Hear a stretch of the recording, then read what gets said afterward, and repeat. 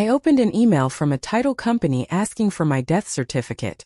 My son had told the buyers I was dead, so he could sell my beach house and pocket $5 million while I was overseas. He thought I was too weak to stop him, but I booked the next flight home to walk into that office myself. The tea on my bedside table had gone cold. It sat next to a small vase of white tulips that the clinic staff changed every morning. Outside the window, the Swiss Alps looked like jagged teeth against the gray sky, covered in snow that never seemed to melt. It was quiet here. The only sound was the low hum of the air filtration system and the occasional squeak of rubber shoes in the hallway. I shifted my weight in the bed. A sharp pull radiated from my right hip. The doctor said the surgery went perfectly, but the recovery felt slow. At 72, the body doesn't bounce back the way it used to. I reached for the remote control to adjust the bed, raising my upper body so I could look at the iPad resting on my lap. It was my only connection to the outside world. I had told everyone back in California that I was taking a digital detox, along with my medical leave. I wanted peace. I wanted to heal without hearing about the chaotic property market or the endless traffic on the 5 freeway. But old habits are hard to break. I tapped the screen to check my secure email folder. Most of it was junk. A few updates from my investment broker. A newsletter from the Carlsbad gardening club. Then I saw a subject line that made me pause. It was from a title insurance company I had used years ago. Subject: verification required. Estate of Evelyn Vance 450, Ocean Boulevard. I frowned. I wiped my reading glasses on the corner of my sheet and put them on. My fingers hovered over the screen. 450 Ocean Boulevard was my primary residence. My beach house. The one place I swore I would never sell. I tapped the email. Dear Representative, strictly following the escrow instructions for the sale of the above property, we require an apostilled copy of the death certificate for Evelyn Vance before the final transfer of funds can be completed on Thursday. I read the sentence 3 times. I looked at the date on the email. It was sent 2 hours ago. I was not dead. I was sitting in a clinic in Zurich drinking cold tea and wearing compression socks. My heart started to hammer against my ribs. It felt uncomfortable. A fluttering panic that had nothing to do with my surgery. I closed the email and opened my contact list. I pressed the button for Mr. Henderson. He had been my lawyer for 30 years. He knew where I was. He handled my living will. The phone rang for a long time. It was early morning in San Diego. Finally, a groggy voice answered. Evelyn? Is everything okay? Am I dead, Arthur? I asked. My voice sounded raspy. What? He sounded more awake now. Evelyn, it's 4 a.m. What are you talking about? I just got an automated flag from Coastal Title. Someone is trying to close escrow on my house. They are asking for my death certificate. I heard the rustle of sheets on his end, then the sound of a lamp clicking on. That's impossible. The deed is in your name. No one can sell it without your signature unless... He stopped. The silence stretched between us, heavy and thick. Unless I'm dead, I finished for him. Who opened the escrow, Arthur? I'll log in. Give me a minute. I waited. I looked down at my hands. They were wrinkled with faint liver spots, but they were warm. I clenched my fist to prove to myself that I could. I was here. I was alive. Oh, good Lord, Arthur whispered. Tell me. It's Jason. The name hung in the air. My son. My only child. I closed my eyes. I saw Jason the last time we spoke. He had asked for $50,000 to cover a bad investment. I had said no. I told him I was done bailing him out. He had stormed out of the house, slamming the heavy oak door so hard the windows rattled. He filed a death certificate, Arthur said, his voice tight. It looks like a foreign document. Says you passed away from heart failure in Portugal 3 weeks ago. I've never been to Portugal, I said. I stared at the white tulips. They looked stiff, artificial. He also filed a transfer on death deed, Arthur continued. He's listed as the sole beneficiary. Evelyn, the closing date is set for tomorrow afternoon. He's rushing it. He's trying to cash out before the bank verifies the foreign documents. How much is he selling it for? $5.2 million. It's a cash offer. Quick close. $5 million. He was selling my life's work, my sanctuary, for a quick payout. He didn't just steal from me. He erased me. To get the money, he had to make the world believe I didn't exist anymore. "I'll call the police," Arthur said. "I'll have the sheriff go to the office right now. We can stop this." "No," I said. "Evelyn, this is fraud. This is grand theft. We need to." "No police yet," I interrupted. I felt a strange calm settle over me. The fluttering in my chest stopped. It was replaced by something cold and hard, like the ice on the mountains outside. "If you call the police now, he might run. He'll deny it. He'll say it was a mistake or a clerical error. He's good at lying, Arthur. You know that. So what do you want to do?" I looked at the wheelchair sitting in the corner of the room. Then I looked at the clock. If I left now, I could make the overnight flight from Zurich to Los Angeles. I could hire a car to drive me south to San Diego. "I want to be there," I said. "Evelyn, you just had hip surgery. You can't fly. I can sit in a first-class seat just as well as I can sit in this hospital bed," I said. "I want to walk into that room. I want to see his face when he realizes he can't sell a dead woman's house if she's standing right in front of him." "It's dangerous," Arthur warned. "He's desperate. If he's doing this, he owes money to bad people. Then he should have thought about that before he buried his mother," I said. "Book the ticket, Arthur. And meet me at the law office tomorrow. Bring the police then. But not a minute before I get there." I hung up the phone. I pushed the tray table away. The pain in my hip was still there, a dull, throbbing ache. But I ignored it. I swung my legs over the side of the bed and placed my feet on the cold floor. I stood up. I wobbled for a second, gripping the mattress, but I didn't fall. I walked to the closet to get my suitcase. I had a long trip ahead of me. The airplane tires hit the runway with a hard thud. The cabin rattled and the overhead bins shook. I gripped the armrests. My knuckles turned white. The pilot applied the brakes, and my body jerked forward against the seatbelt. A sharp ache shot through my right hip. I squeezed my eyes shut and counted to 10 until the plane slowed to a smooth roll. The flight attendant came to my row immediately. She was a young woman with a tight bun and a red scarf. "Mrs. Vance? Do you need the wheelchair brought to the door?" she asked. "Yes, please," I said. My voice was dry from the recycled air. "I can't walk the jet bridge." Getting out of the seat took effort. I used my arms to lift my weight. The flight attendant offered a hand, but I shook my head. I needed to do this myself. I stood up, waited for the dizziness to pass, and took small shuffling steps toward the exit. The wheelchair waited for me on the metal platform outside the plane door. I sat down and the relief was instant. The ground crew pushed me through the terminal. The airport was loud. Announcements echoed over the speakers. People pulled suitcases with noisy wheels. The smell of coffee and floor wax filled the air. It was chaotic, but it was familiar. It was California. A driver held a sign with my name near the baggage claim. He took my small suitcase and helped me into the back of a black sedan. The leather seat was hot from the sun. "Where to, ma'am?" he asked. "Downtown San Diego," I said. 1200 3rd Avenue. We drove south. The traffic was heavy on the freeway. I looked out the window. The palm trees stood tall against the blue sky. We passed the exit for Carlsbad. I turned my head to look toward the ocean. My house was out there, perched on the cliff. I imagined the living room with the large glass windows. I imagined my collection of ceramic plates on the wall. I wondered if Jason had already packed them into boxes, or maybe he just threw them away. The thought made my stomach turn. I opened my purse and took out a bottle of water. I took a small sip. I needed to stay sharp. The pain medication was wearing off, but I refused to take another pill. I needed my mind clear. An hour later, the car pulled up to a tall glass building in the city center. The sun glared off the windows. I saw Arthur standing near the entrance. He wore a gray suit that looked a little loose on him. He paced back and forth, checking his watch. The driver opened my door. Arthur hurried over. He grabbed my wheelchair from the trunk and unfolded it on the sidewalk. "Evelyn," he said.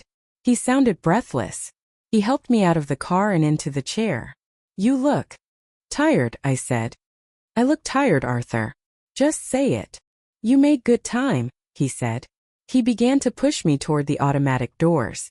The air conditioning inside hit my face. It was cold and smelled of polished stone. We went to the security desk. Arthur flashed his badge. A man in a plain suit stood next to the elevators. He was tall, with short hair and a serious face. He held a manila folder. "This is Detective Miller," Arthur said. "Detective, this is Evelyn Vance." The detective looked at me. He looked at my wheelchair. He looked at the hospital bracelet still on my wrist. "Ma'am," the detective said. He nodded. "We checked the records. The death certificate your son filed originated in Lisbon. The signature from the consulate is a forgery. We have enough to arrest him on the spot." "Is he upstairs?" I asked. "Yes," Arthur said. He pressed the button for the elevator. "They are in the main conference room on the 14th floor. The buyers arrived 10 minutes ago. The notary is there too." "Are they signing yet?" "They should be starting the final review now," Arthur said. "Evelyn, are you sure you want to go in?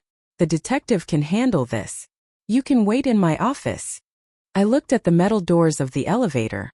I saw my reflection in the polished steel. My hair was flat. My face had no makeup. I looked frail. But my eyes were open.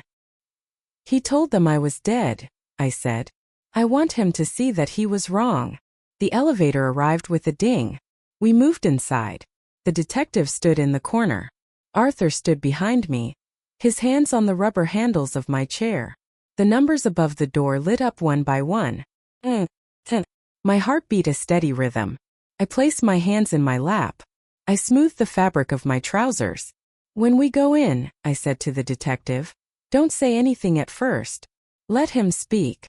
"Understood," Detective Miller said. The elevator stopped at the 14th floor. The doors slid open. The lobby was quiet. Thick carpet dampened the sound of the wheels. A receptionist looked up from her desk. Her eyes went wide when she saw the police badge on the detective's belt. She started to stand up, but Arthur held up a hand. She sat back down, silent. We moved down the hallway. It was lined with office doors.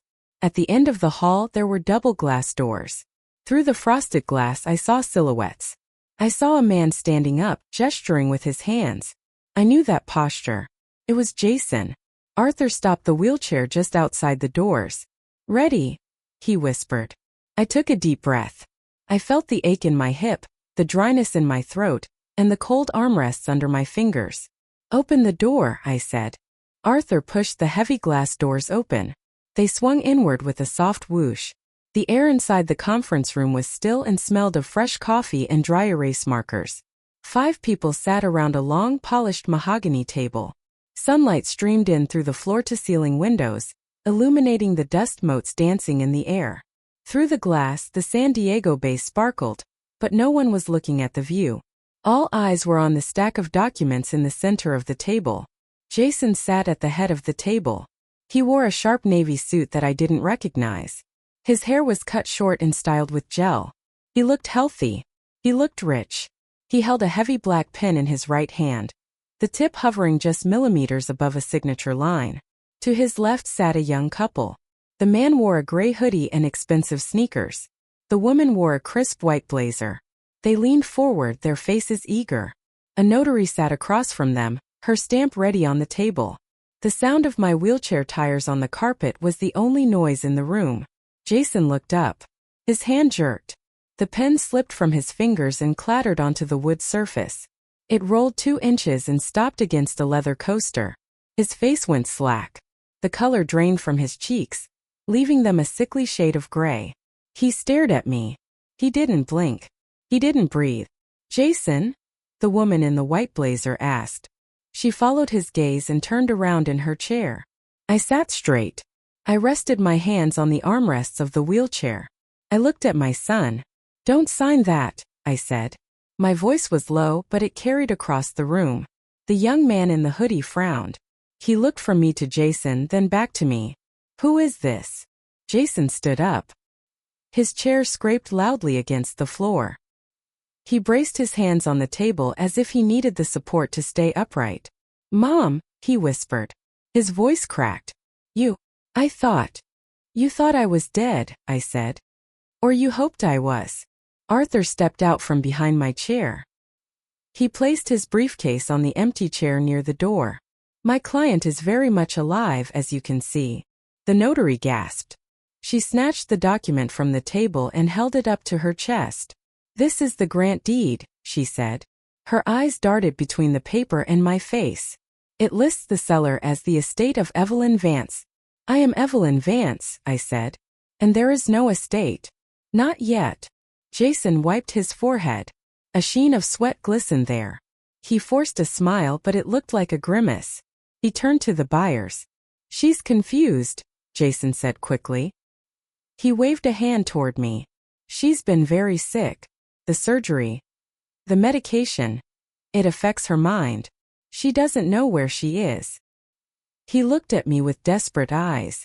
Mom, you need to go back to the car. You're making a scene. We can talk about this later. We will talk about it, I said. But not later.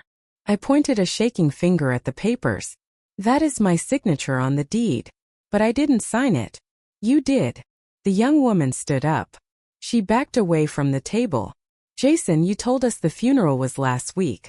You showed us the certificate. It was a mistake, Jason shouted. His voice echoed in the glass room. A clerical error from the consulate. I thought she was gone. I was grieving. You weren't grieving, I said. You were gambling. I signaled to Detective Miller. He stepped through the doorway. The sun caught the gold badge clipped to his belt. He walked around the table, his footsteps heavy and deliberate. Jason saw the badge. He stopped talking. He looked at the window, then at the door. There was nowhere to go. Jason Vance, the detective said. He didn't shout. He spoke in a flat, bored tone. Step away from the documents. The young couple grabbed their phones and their water bottles. They moved to the far corner of the room, putting the table between them and Jason. The notary began to pack her bag with trembling hands. Jason looked at me one last time.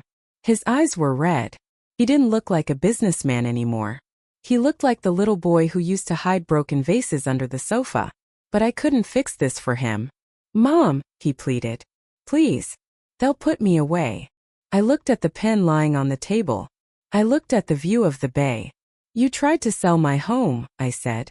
You tried to erase me. I turned my head away. Officer, he's all yours. The metal handcuffs made a sharp, ratcheting sound as they tightened around Jason's wrists. It was a mechanical noise, loud and final in the quiet room. Jason did not fight.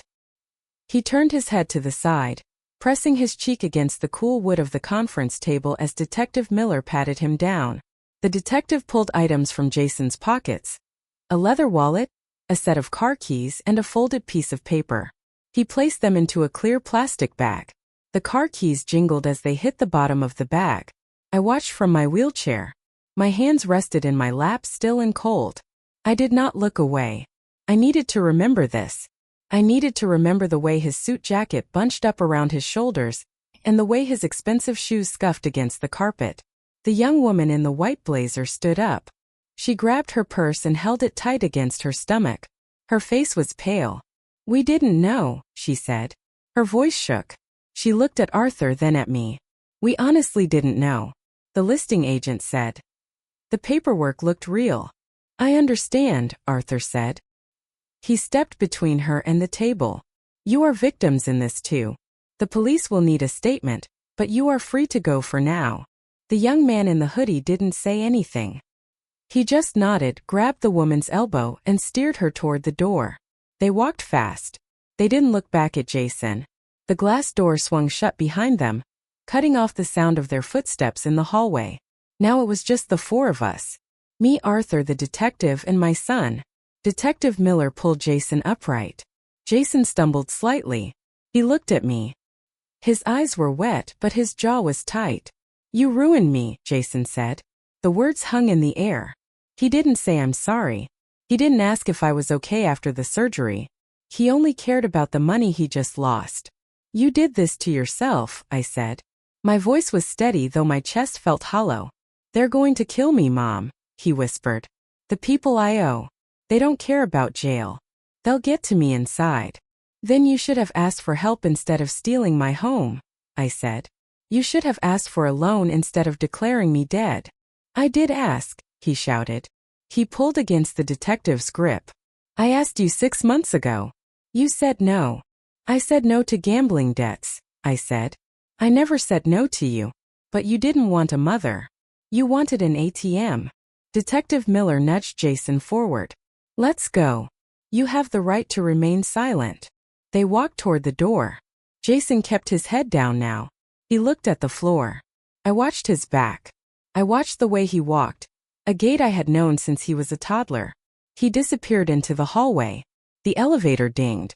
Then silence returned to the 14th floor. I let out a long breath. My shoulders slumped. The adrenaline that had powered me from the airport began to fade. Pain radiated from my hip, a dull throb that moved down to my knee. Arthur walked to the sideboard and poured a glass of water from a crystal pitcher. He brought it to me. The glass was cold in my hand. I took a sip. The water was cool and clean. Are you okay? Arthur asked. He pulled out a chair and sat next to me.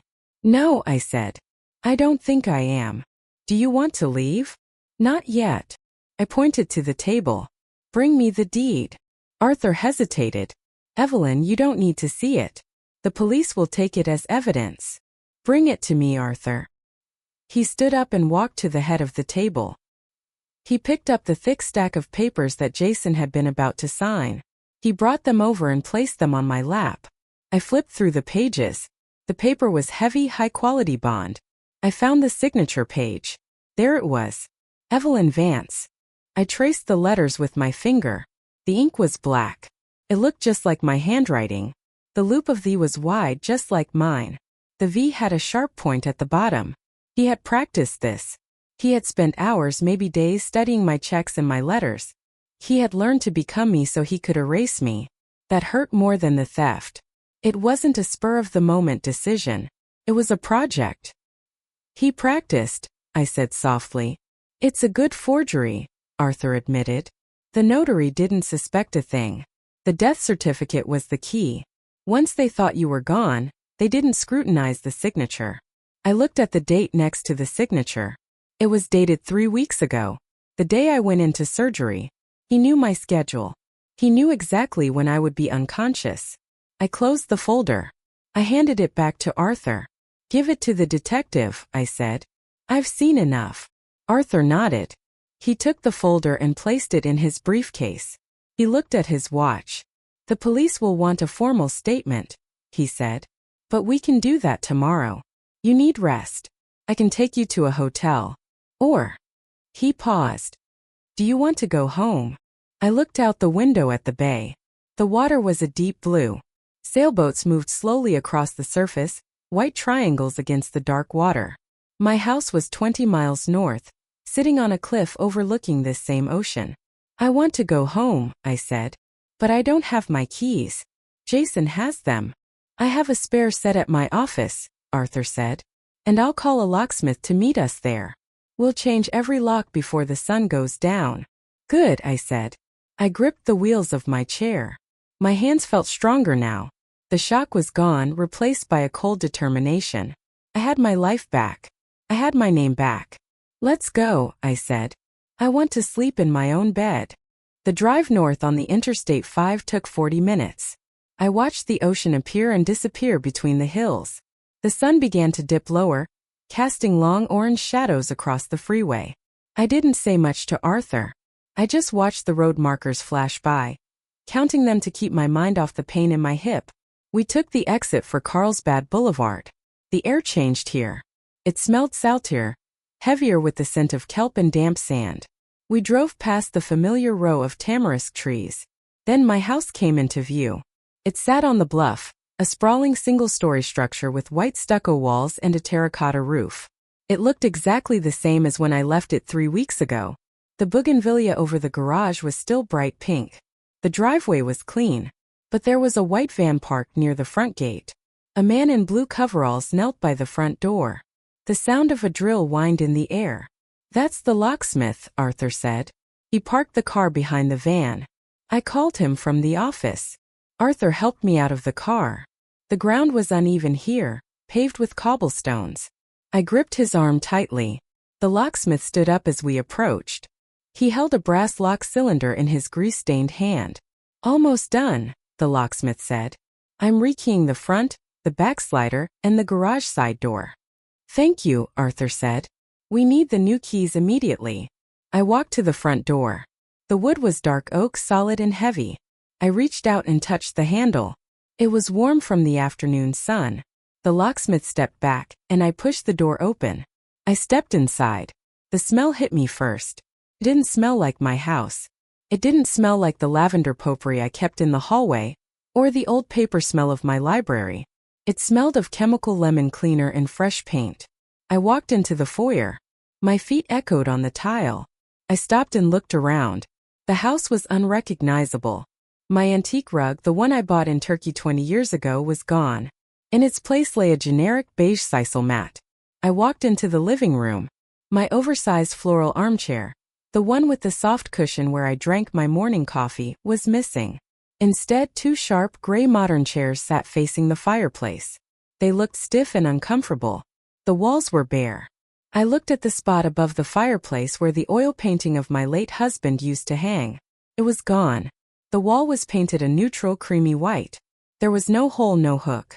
Jason had patched and painted over it, erasing the evidence that a picture had ever been there.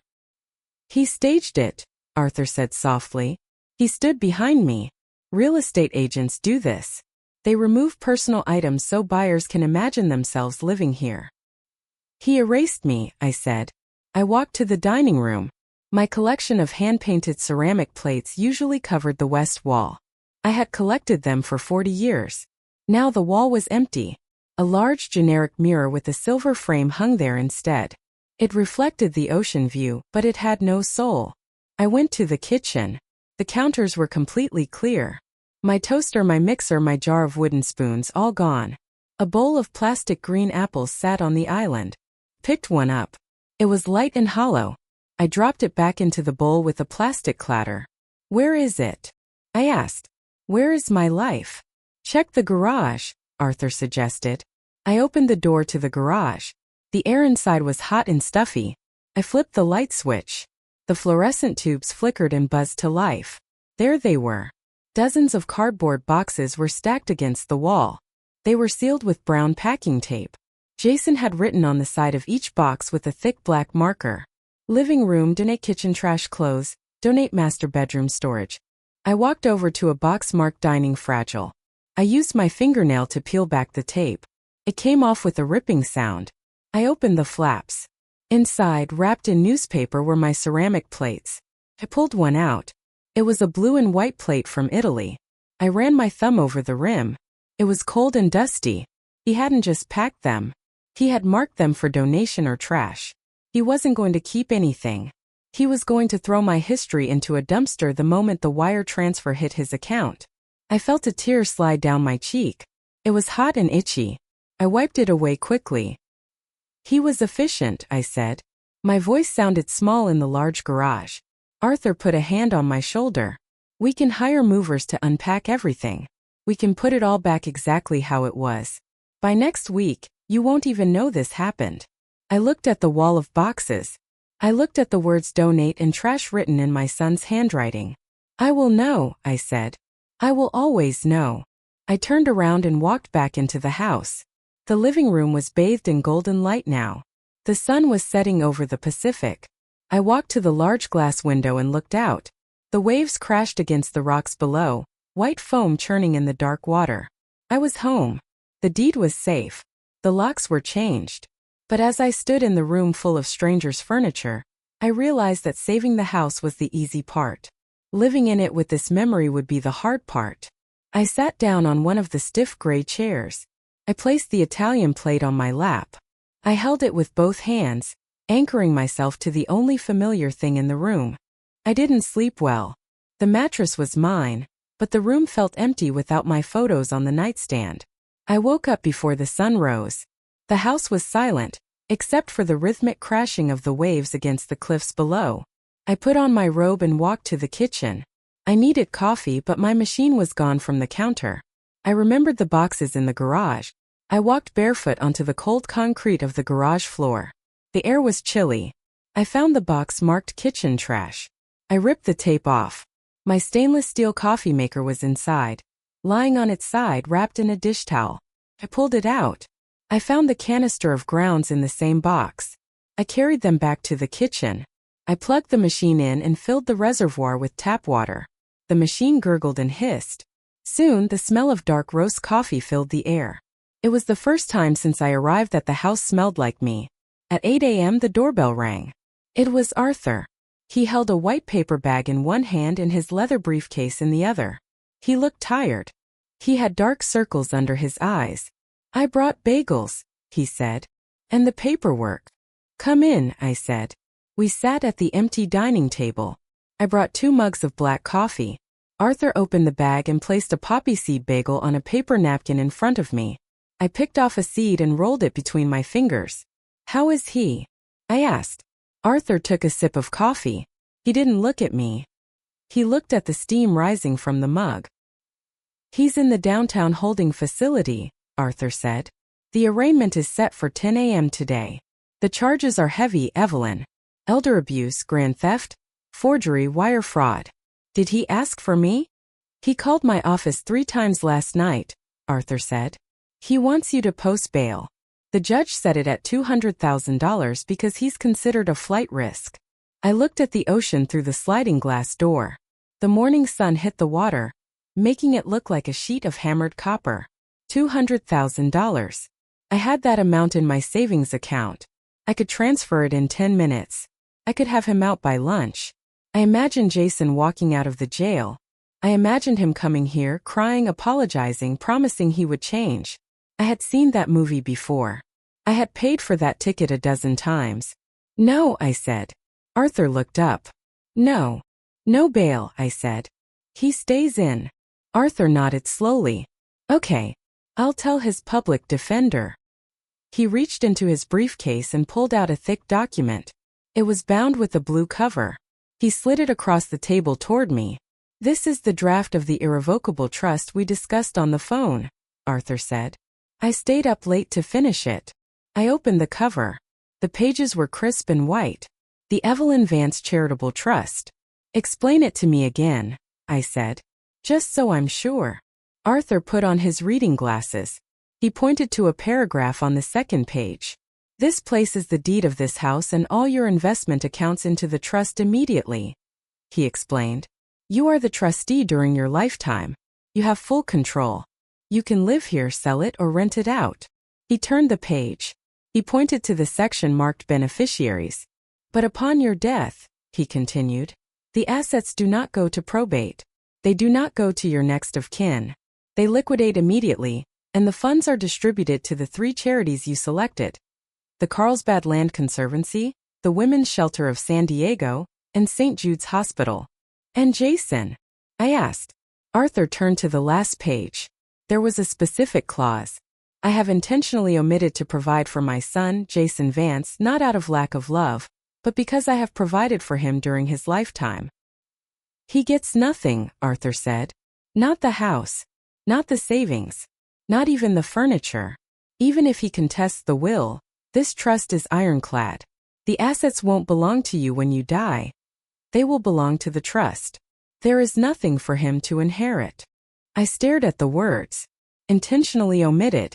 It sounded so cold. It sounded cruel. But then I looked at the empty wall where my plate collection used to hang.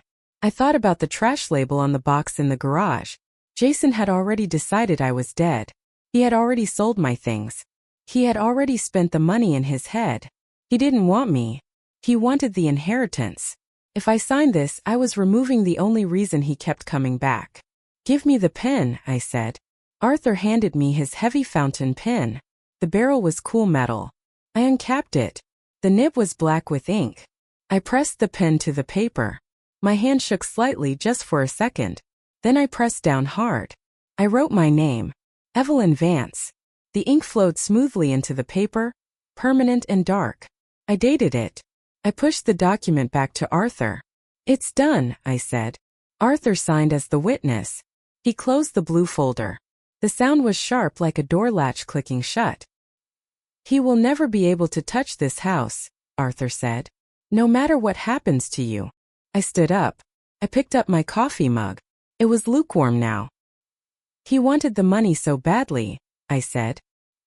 He destroyed his mother to get it. Now he has neither. I walked to the window. I watched a pelican dive into the water. Came up with nothing.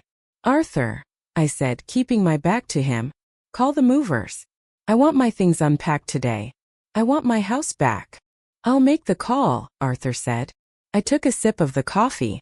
It was bitter, but it woke me up. I was alone in the big house. The silence was heavy, but it was mine. The salt air off the Pacific Ocean felt crisp and cold. It was late October, exactly 1 year since I flew back from Switzerland.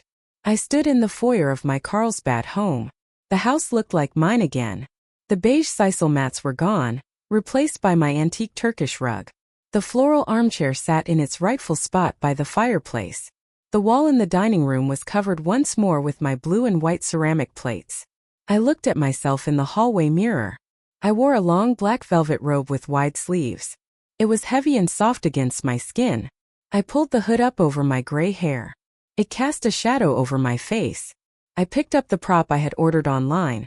A plastic scythe with a long brown handle and a silver blade. The doorbell rang. I walked to the door. My hip moved smoothly. The physical therapy had worked. I didn't need the cane anymore, and I definitely didn't need the wheelchair. I opened the door. Arthur stood there. He wore a tan trench coat and held a bottle of wine. He looked at my black robe.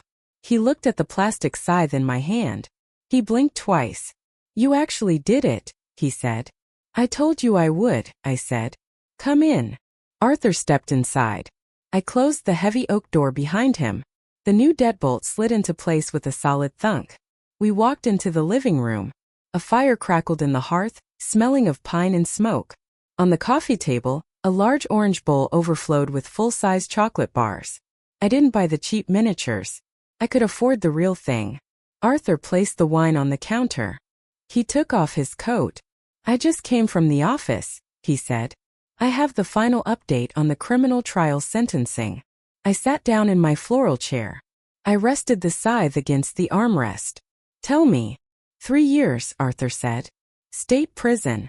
With time served in good behavior, he might be out in 18 months. But the felony fraud conviction sticks. He can't work in finance or real estate ever again. I looked at the fire. I watched the orange flames lick the blackened wood. I didn't feel happy. I didn't feel sad. I just felt a sense of order. The balance sheet was corrected. Does he know about the trust? I asked. Yes, Arthur said. His public defender told him. He knows the house goes to the charity. He knows the accounts are locked. He knows there is no pot of gold waiting for him when he gets out. Good, I said. He sent a letter, Arthur said. He reached into his jacket pocket and pulled out a white envelope. It's addressed to you. I looked at the envelope. I recognized the handwriting. It was messy, hurried. It was the same handwriting that had forged my name on the deed. I didn't reach for it.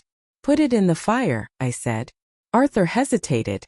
You don't want to read it? It might be an apology. He had 45 years to apologize, I said. I'm done reading fiction. Arthur nodded. He walked to the fireplace. He tossed the white envelope onto the logs. The paper curled and turned brown at the edges. Then it burst into a bright yellow flame. It turned to ash in seconds. The doorbell rang again. High-pitched voices shouted, "Trick or treat," from the porch. I stood up. I grabbed the heavy ceramic bowl of chocolate bars. I picked up my scythe. You're really going to answer the door like that? Arthur asked. He smiled.